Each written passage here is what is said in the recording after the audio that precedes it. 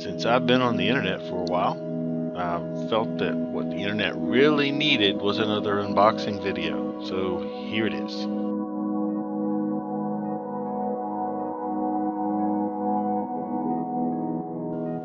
Ooh, well, apparently my system doesn't agree, so you're stuck with seeing some of the things it can do.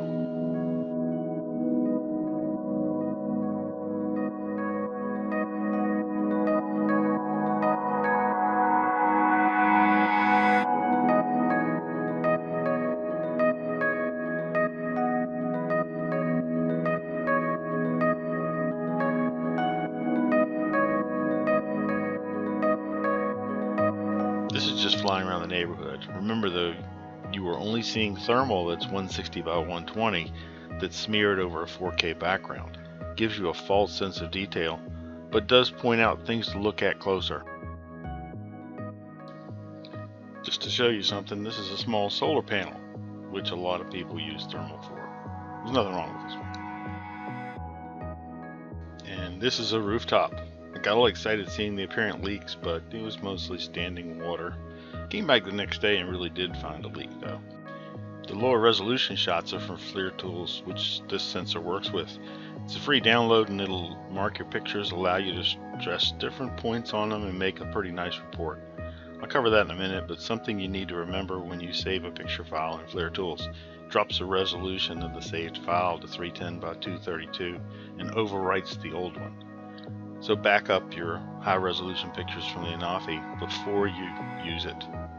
The originals are much prettier. Now I know this is a rather trivial example, but it does show what you can do on a larger scale in a real field. This is somebody's side yard on a cloudy day.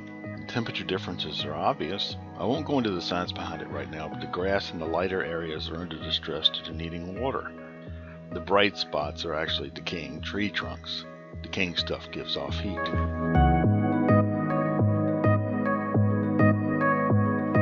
Now I'll open up FLIR tools, mark a couple of pictures with temperatures, and then create a report with them.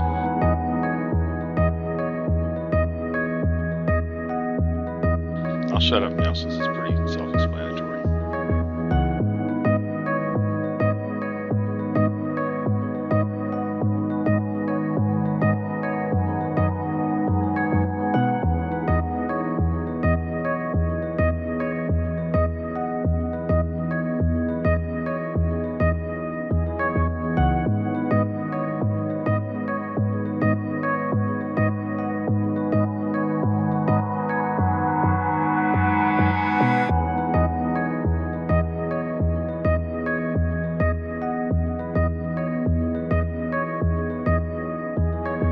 Well, not completely self-explanatory.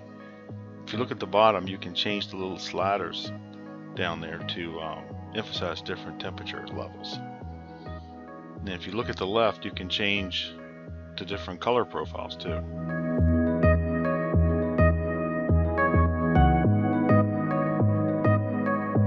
Now I bought this thing for roof inspections on small industrial roofs and for some agricultural work. It's going to take practice, but I think it's at least as good an option as the Mavic Dual, which is almost twice as much for a comparable package when you include the extra batteries. I might cover that decision process in a different video since this is getting a little long.